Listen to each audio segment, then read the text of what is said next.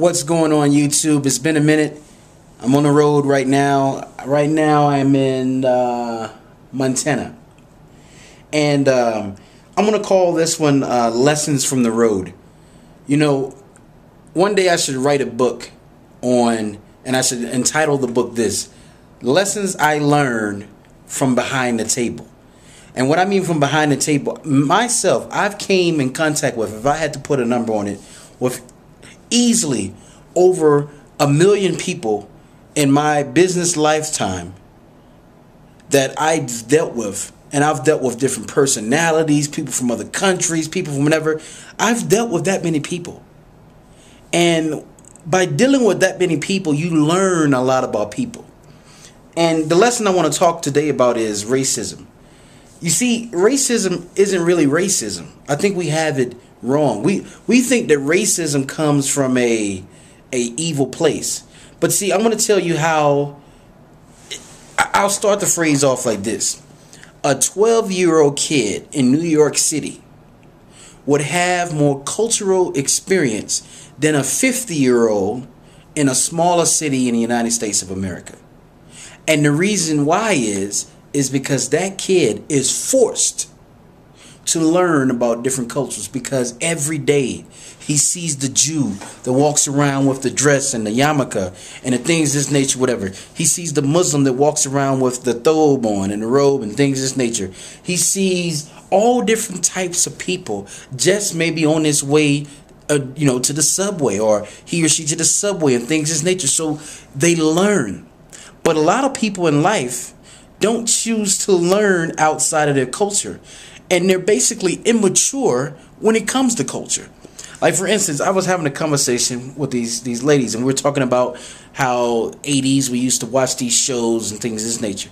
Now, one lady was Caucasian, another lady was mixture of maybe Asian, Native American, and Latin. So we're talking, and then it's funny because she says, like, well, the colored people. And it kind of struck me off because the word colored here in like the Midwest is used frequently, but it's not used in a way to put another person down.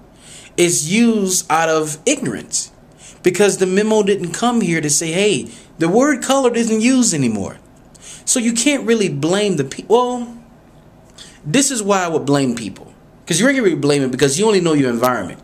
But usually people in smaller cities tend to stay in their own environment. And that right there, I think, is a handicap. If you want to be a CEO, if you want to be a manager of a company, you have to learn how to deal with people. And a lot of us think, and I want to start a debate on this. A lot of us think that just because you're a different skin color, that you may be totally different than me. You may totally act different. And I'm afraid of that. I'm afraid that, because in this country we have black people who can't talk to white people who can't talk to black people, Asians who can't talk to white. Everybody's just in their own comfort zone. But you have those few that step out of their comfort zone and get to know people, and they find out that, hey, that person isn't that bad at all.